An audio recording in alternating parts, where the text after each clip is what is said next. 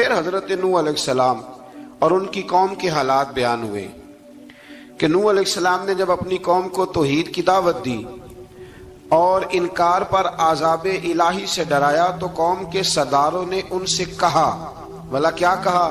کہنے لگے آپ تو ہم جیسے بشر ہیں،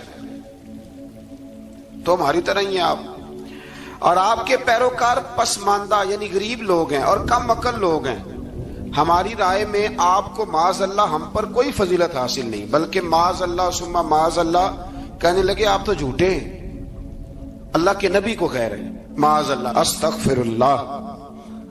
نوح علیہ السلام نے جواب دیا کہ میں اپنے رب کی جانب سے واضح دلیل رکھتا ہوں اور اس نے مجھے رحمت سے نوازا ہے، لیکن تم میرے مقام کو سمجھنے کی صلاحیت نہیں رکھتے، تم اتنی صلاحیت رکھتے نہیں ہو۔ اور پھر ارشاد فرمایا کہ میں تم سے دعوت حق کے صلے میں کسی اجر کا طلبگار نہیں ہوں اور نہ ہی میں اہل ایمان کو اپنے پاس سے دھتکارنے والا ہوں، اور میں نے یہ دعویٰ بھی نہیں کیا کہ میرے پاس اللہ کے خزانے ہیں، اور نہ میں از خود غیب جاننے والا ہوں، اور نہ ہی میں یہ کہتا ہوں کہ میں فرشتہ ہوں، نہ میں یہ کہتا ہوں کہ جن لوگوں کو تم اپنی نظروں میں حقیر جانتے ہو اللہ انہیں خیر سے نہیں نوازے گا۔ فرمایا یہ ٹھیک ہے کہ اللہ بشروں میں سے رسول بناتا ہے، پر جسے بناتا ہے پھر اسے بڑی شانیں عطا فرماتا ہے۔ پہلے دن سے انسان کا یہ مسئلہ ہے، پہلے دن سے انسان کا یہ مسئلہ ہے کہ وہ کہتا ہے میں انسان سے ہدایت حاصل کروں، لیکن رب نے بھی قانون بنایا ہے کہ اللہ تبارک و تعالیٰ بندے پر ہی وحی فرماتا ہے، فرشتوں اور جنوں کو اللہ نے اس منصب کے لیے منتخب نہیں فرمایا۔ قوم نوح نے کہا کہ آپ نے ہم سے بہت بحث کی معاذ اللہ، بس جس عذاب سے آپ ہمیں ڈرا رہے ہیں وہ لے آئیے۔ تو نوح علیہ السلام نے کہا کہ اللہ چاہے گا تو تم پر عذاب بھی آ جائے گا۔ آیت نمبر 37 سے 47 میں بتایا کہ اللہ تعالیٰ کی طرف سے نوح علیہ السلام کو حکم ہوا کہ ہماری نگرانی میں اور ہماری وحی کے مطابق آپ کشتی بنائیے، اور ظالموں کے بارے میں ہم سے کوئی بات نہ کریں۔ حضرت نوح کی خواہش تھی کہ یا اللہ انہیں بھی معاف کر دے، فرمایا یہ ظالم ہے تو میرے نبی ان کے بارے میں مجھ سے کوئی بات نہ کریں، وہ ضرور غرق ہو جائیں گے۔ پھر وہ کشتی بنانے لگے، اور جب ان کی قوم کے سردار ان کے پاس سے گزرتے تو ان کا مذاق اڑاتے۔ یہ آپ کیا کر رہے ہیں؟ آج بھی وزیر مشیر بڑے بڑے لوگ اللہ ماشاءاللہ دینداروں کا مذاق اڑاتے نہیں؟ اڑاتے ہیں کہ نہیں اڑاتے مذاق؟ یہ کن کا طریقہ ہے؟ یہ تو قرآن مجید کہہ رہا ہے کہ حضرت نوح کی قوم جو کافر تھی ان کا طریقہ ہے اہل ایمان کا مذاق اڑانا۔ تو وہ مذاق اڑانے لگے۔ نوح علیہ السلام نے کہا کہ وہ وقت آنے والا ہے کہ جب تمہارا مذاق اڑایا جائے گا اور تمہیں پتہ چل جائے گا کہ رسوا کن عذاب کس پر آئے گا۔ اللہ تعالیٰ نے فرمایا جب ہمارا حکم عذاب آ پہنچا اور تندور ابلنے لگا، تندور سے آگ نکلا کرتی ہے، پانی نہیں نکلا کرتا، اور نوح علیہ السلام کی قوم پر جب عذاب آیا تو پانی تندور سے نکلا، تندور سے اللہ نے پانی نکالا، جہاں سے پانی نکلا نہیں کرتا، تندور ابلنے لگا۔ اللہ اکبر۔ تو اللہ تبارک و تعالیٰ نے فرمایا تو ہم نے نوح علیہ السلام سے کہا کہ آپ خود اور اپنے گھر والوں کے ساتھ اس کشتی میں سوار ہو جائیں اور اہل ایمان کو بھی سوار کر لیں، اور ہر چیز کے جوڑے یعنی نر اور مادہ کو سوار کر لیں، اور ان کے ساتھ ایمان والے بہت کم تھے۔ حضرت نوح علیہ السلام دعائیں پڑھتے ہوئے سوار ہو گئے۔ پھر کیا ہوا؟ کشتی انہیں پہاڑوں جیسی موجوں میں لے جا رہی تھی کہ نوح علیہ السلام الگ کھڑے ہوئے اپنے بیٹے سے فرمانے لگے بیٹے ہمارے ساتھ کشتی میں سوار ہو جا اور کافروں کے ساتھ نہ رہو۔ اس نے یعنی نوح علیہ السلام کے بیٹے نے کہا کہ میں آپ کے ساتھ نہیں بیٹھوں گا، ابھی کوئی پہاڑ آئے گا تو میں پہاڑ کی پناہ لے لوں گا۔ اگر کسی نیک آدمی کا بیٹا کبھی غلط نکل آئے تو اس کا مطلب یہ نہیں کہ اس نے تربیت ٹھیک نہیں کی، ہاں یہ اعتراض چھوڑ دیں، اس لیے کہ نوح علیہ السلام کا بیٹا کافر ہو گیا، اور جب سیلاب نظر آیا تو اس سے کہا کہ آجا سوار ہو جا، تو کہنے لگا میں نہیں بیٹھوں گا، میں تو کسی پہاڑ کی پناہ لے لوں گا اور میں اس کے اندر چھپ جاؤں گا اور وہ پہاڑ مجھے پانی سے بچا لے گا۔ نوح علیہ السلام نے کہا آج اللہ کے حکم کے سوا کوئی بچانے والا نہیں ہے سوائے اس کے جس پر اللہ رحم فرمائے۔ پھر ان دونوں کے درمیان موج حائل ہو گئی، ایسے ایک موج اٹھی اور حضرت نوح کا بیٹا ڈوب گیا۔ اور جب حضرت نوح کا بیٹا ڈوبا، اللہ کی طرف سے حکم ہوا اے زمین اپنا پانی نگل لے، اے آسمان تھم جا، پانی خوش ہو گیا، اللہ کا فیصلہ نافذ ہو گیا اور کشتی کوہ جودی پر ٹھہر گئی۔ نوح علیہ السلام نے اللہ سے التجا کی، کیا میرے پروردگار میرا بیٹا اور میرے اہل سے ہے اور تیرا وعدہ سچا ہے کہ تم میرے اہل کو بچا لے گا؟ اللہ نے فرمایا نوح وہ آپ کے اہل میں سے ہے ہی نہیں، وہ آپ کے اہل میں سے ہے ہی نہیں۔ اہل میں سے وہ ہوگا جو آپ کے طریقے پہ چلے گا، جو طریقے پہ نہ چلے وہ نسل میں سے ہے ہی نہیں، وہ ختم ہو گئی بات۔ اللہ اکبر۔ اس کے اعمال ٹھیک نہیں، جس بات کی حقیقت کا آپ کو معلوم نہ ہو اس کے بارے میں سوال نہ کریں۔ تو نوح علیہ السلام نے اللہ تعالیٰ سے اپنی اس اجتہادی خطا پر مغفرت اور رحم کی دعا کی۔ پھر طوفان نوح تھم جانے کے بعد وہ سلامتی کے ساتھ اتر گئے۔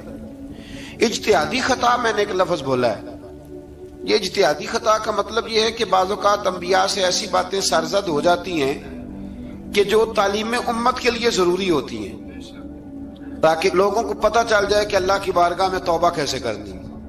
اگر وہ لوگ توبہ نہ کرتے تو ہمیں توبہ کے طریقے سمجھ میں، یعنی ان سے اجتہادی خطا ہو گئی، کہنے میں کرنے میں کوئی ایسی بات ہو گئی جو بظاہر اللہ تعالیٰ کی رضا والی، تو فوراً معافی مانگ لیتے تھے۔ لیکن اب امتی اٹھ کے کہے کہ نبی گناہ گار ہے معاذ اللہ۔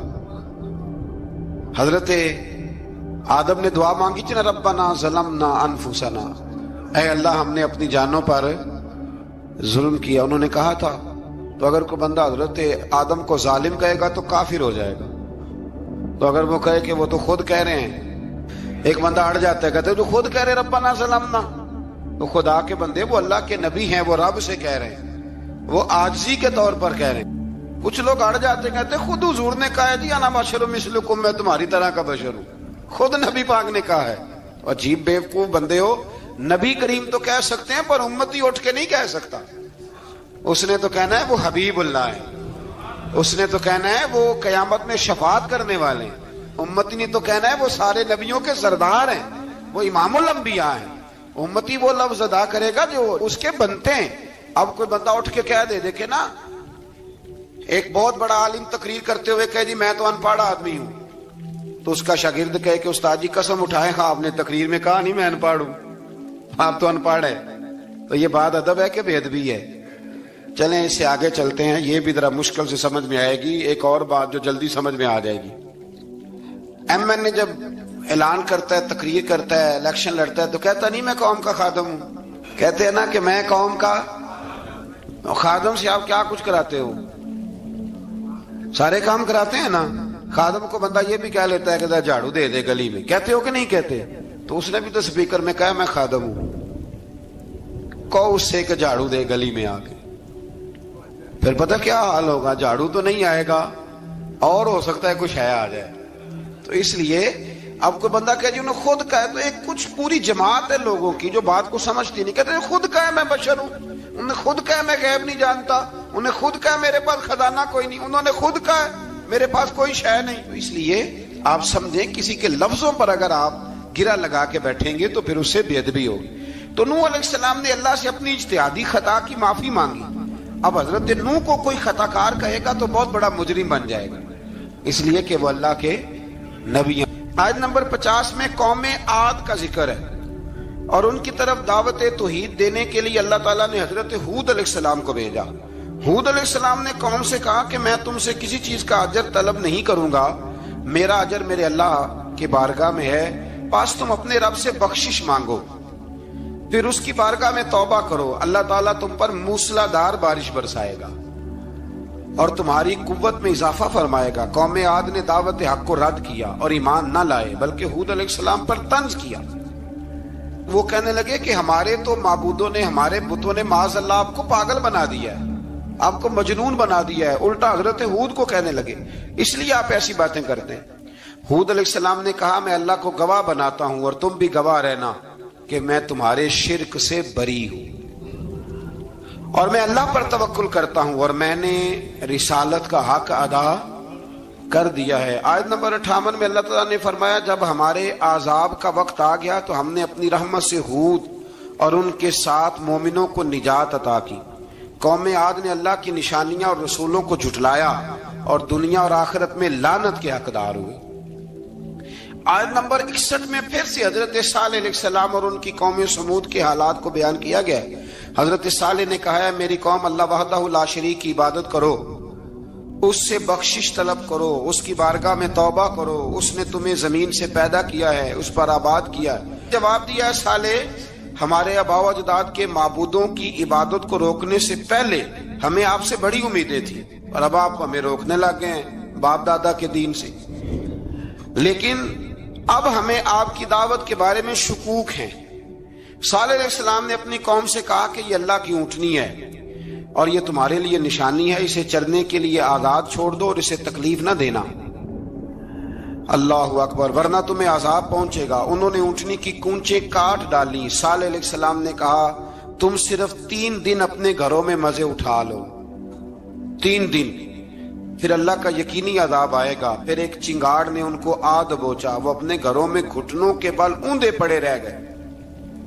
صرف صالح علیہ السلام ان کے ساتھ اہل ایمان اس عذاب سے بچے۔ یہ 3 قوموں کا ذکر ہو گیا، نوح علیہ السلام کی قوم کا بھی، ہود علیہ السلام کی قوم کا بھی، اور حضرت صالح علیہ۔ آگے اللہ تبارک و تعالیٰ نے آیت نمبر 69 میں اس بات کا بیان فرمایا کہ حضرت ابراہیم علیہ السلام کے پاس فرشتے بشری شکل میں آئے، انسانی شکل۔ انہوں نے اجنبی مہمانوں کے لیے بچڑے کا بھنا ہوا گوشت تیار کرایا۔ آپ یقین کریں کچھ باتیں لوگ ایسی بیان کرتے ہیں کہ جن کو نہ سن کے بندے کا دل کرتا ہے کہ اس بندے کو بتائیں کہ یار یہاں تو دین سارا پڑھ۔ ایک صاحب مجھے کہنے لگے جی میں ایک پیر صاحب کے پاس گیا تھا تو بڑی مرغن غذائیں تھیں، انہوں نے میری بڑی خدمت کی پر مجھے نہیں اچھا لگا، پیروں کو چاہیے سادی روٹی رکھیں۔ میں کہ تو پیراں واسطے لسٹ بنا خاں انہوں نے کس طرح دا ہونا چاہیے۔ یہ بہت بڑی مصیبت ہے، اگر آپ سادہ کھانا کھلا دیں تب بھی اعتراض ہے، اچھا کھلا دیں کہنے رولا ہے کوئی پیر چوکھے مالدار، دونوں طرف سے مسئلہ۔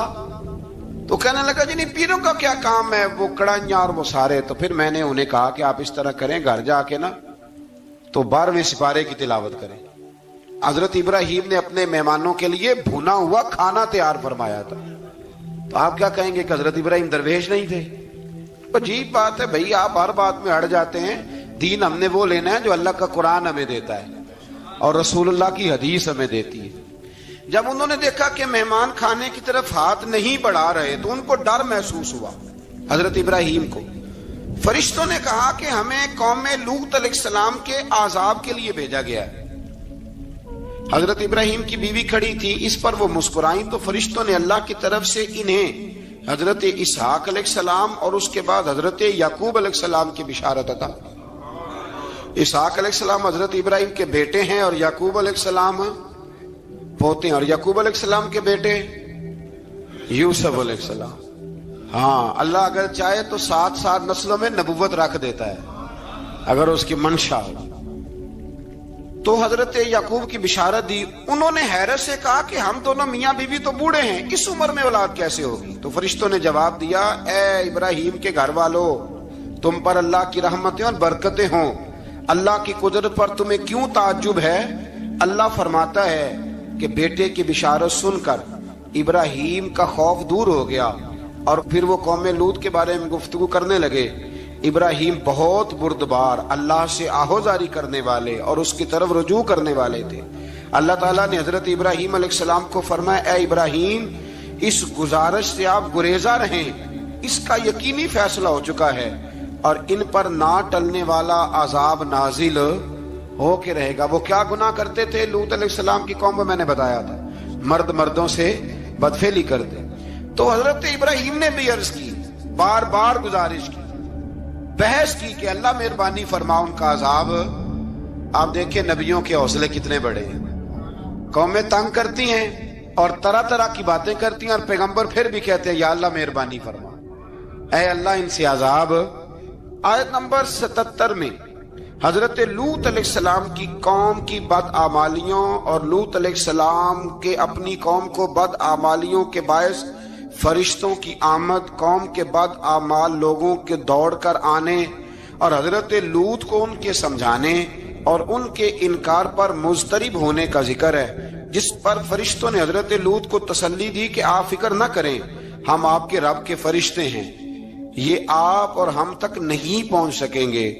آپ رات کے آخری حصے میں قوم کی طرف توجہ کیے بغیر ہجرت فرما لیں، اس لیے کہ صبح کے وقت ان پر عذاب آئے گا۔ جب اللہ کا عذاب آیا تو اس نے بستی کے اوپر کے حصے کو نیچے کر دیا اور قوم لوط کے اوپر اللہ کی طرف سے لگاتار نشان زدہ پتھر برسائے گئے، لگاتار پتھر آئے۔ آیت نمبر 84 میں اللہ تعالیٰ نے حضرت شعیب علیہ السلام اور ان کی قوم کا ذکر فرمایا ہے اور ان کے جرائم کو بیان کیا گیا ہے۔ وہ ناپ تول میں کمی کرتے تھے، دوسروں کو چیزیں کم تول کر دیتے تھے۔ اللہ تعالیٰ نے ان سے فرمایا کہ فساد فی الارض سے باز آؤ اور اپنے سے پہلے سرکش امتوں کا انجام دیکھ لو۔ جب حضرت شعیب کی نصیحتوں کا ان پر اثر نہ ہوا تو پھر اللہ تعالیٰ نے انہیں بھی عذاب سے ہلاک کر دیا۔ آیت نمبر 94 میں فرمایا کہ جب ہمارا عذاب آیا تو ہم نے اپنی رحمت سے حضرت شعیب اور ان پر ایمان لانے والوں کو بچا لیا، اور ظالموں کو ایک زبردست چنگاڑ نے پکڑ لیا تو صبح وہ اپنے گھروں میں اوندے منہ پڑے تھے، گویا وہ کبھی وہاں آباد تھے ہی نہیں۔ آیت نمبر 96 میں حضرت موسیٰ علیہ السلام کو عطا کیے جانے والے 9 معجزات کا ذکر ہے۔ پھر فرعون اور اس کے پیروکاروں کے باطل روش کے باعث ان کی ہلاکت کا بھی ذکر فرمایا، اور دنیا اور آخرت میں انہیں ملعون یعنی لعنتی قرار دیا۔ جن بستیوں کو اللہ تعالیٰ نے ہلاک کیا ان میں سے بعض کے آثار موجود ہیں اور بعض کے آثار تک معدوم ہو چکے۔ ان میں سے ہر بستی والے اپنے ظلم کے باعث ہی ہلاک ہوئے۔ اللہ تعالیٰ کسی پر ظلم نہیں فرماتا، لوگ خود اپنی جانوں پر ظلم کرتے ہیں۔ جو شخص عذاب آخرت سے ڈرتا ہے اس کے لیے اس میں نشانیاں موجود ہیں۔ آیت نمبر 106 سے اللہ تعالیٰ نے انجام کے اعتبار سے لوگوں کی 2 قسمیں بیان کی۔ 2 قسمیں فرمایا، ایک ہیں سعادت مند لوگ اور دوسرے ہیں بدبخت۔ فرمایا بدبختوں کا ٹھکانہ جہنم ہے جس میں وہ ہمیشہ رہیں گے، اور نیک بختوں کا ٹھکانہ جنت ہے، وہ ہمیشہ اسی میں رہیں گے، اور ان کے لیے اللہ کی طرف سے نا ختم ہونے والی عطائیں۔ آیت نمبر 110 میں حضور صلی اللہ علیہ وسلم کو تسلی دی گئی کہ جس طرح یہ لوگ قرآن کے بارے میں اختلاف کرتے ہیں، اسی طرح قوم موسیٰ نے تورات کے بارے میں بھی اختلاف کیا تھا، اور اللہ نے ان کے اعمال کا پورا بدلہ انہیں دیا۔ آیت نمبر 112 سے سرکشی کو چھوڑ کر احکامات دین پر استقامت اختیار کرنے اور ظالموں کے ساتھ میل جول رکھنے سے بچنے کا حکم دیا گیا ہے، اور فرمایا کہ ظالموں سے میل جول کا انجام دوزخ کی آگ ہے۔ ہم لوگ نہ شکوہ کرتے ہیں، کسی حکومت کو بنے ہوئے 6 مہینے گزرتے ہیں تو شکوہ شروع ہو جاتا ہے، حالانکہ وہ خود تو نہیں نہ بنتے، ان کو کوئی بنانے والا ہے۔ تو ظالم کا جو مددگار ہوتا ہے وہ بھی ظالم ہوتا ہے، اس لیے احتیاط کریں۔ اور یہ صرف سیاستدانوں کی بات نہیں، دنیا کے ہر معاملے میں آپ غور کریں کہ آپ کسی ظالم کے مددگار تو نہیں۔ اللہ تعالی ہمیں حق پر استقامت عطا فرمائے۔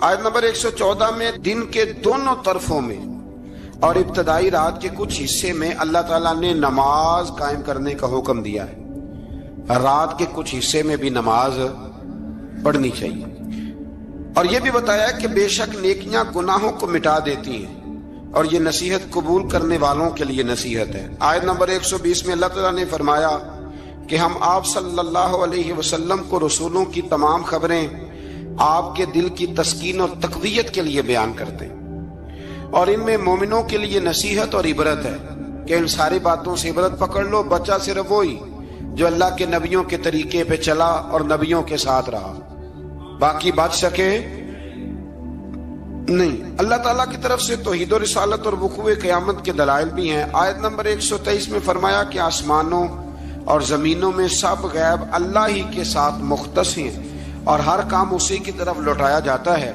آپ اسی کی عبادت کیجئے، اسی پر توکل کیجئے، اور آپ کا رب لوگوں کے اعمال سے غافل نہیں ہے۔ اسی بارے میں آگے سورۃ یوسف شروع ہو رہی ہے۔ اس کو اللہ تعالیٰ نے کہا ہے کہ یہ بڑا پیارا قصہ ہے، احسن القصص کا، قصوں میں سونا قصہ۔ تو یہ کچھ 12ویں پارے میں اور کچھ 13ویں پارے میں ہے۔ میں نے یہ ارادہ کیا ہے کہ یہ ایک ہی دن پوری بیان کی جائے۔ قوم سبت کا ذکر فرمایا اللہ نے۔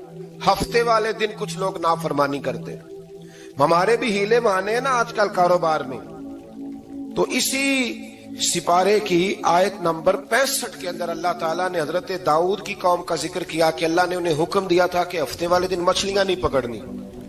तो वो कहते थे चलो हाथ लगा के नहीं पकड़नी, हाथ लगा के। वो हमारे लोग हीले बहाने तलाश कर लेते हैं ना, वो बड़े जनाब इंश्योरेंस वाला आ गया, अब वो बैंक वाला आ गया, वो फलाने साहब आ गए, वो तरोड़ मरोड़ के कहानियां बातें, और फिर हमें भी रास्ते मिल जाते हैं बचने के। मुफ्ती साहब ने कह दिया था, ओ एक मौलाना से मैंने इनको कहा हफ्ते वाले दिन मछलियां नहीं पकड़ने का, नहीं पकड़ते, छोटे छोटे हौज बना लिए। तो मछलियां ज्यादा आती थी उस दिन, ये भी अल्लाह की कुदरत थी। नमाज के वक्त गाहक ज्यादा आते हैं, ये उसकी कुदरत होती है। तो वो मछलियां हौज में जमा हो जाती हैं। यूं समझ लें कि जाल इन्होंने लगा लिए हुए थे, तो जाल में वो फंसती रहती थी, हौजों में आती रहती थी। हफ्ते को नहीं पकड़ते थे, इतवार को पकड़ लेते थे। तो फिर अल्लाह ने इन्हें सजा दी।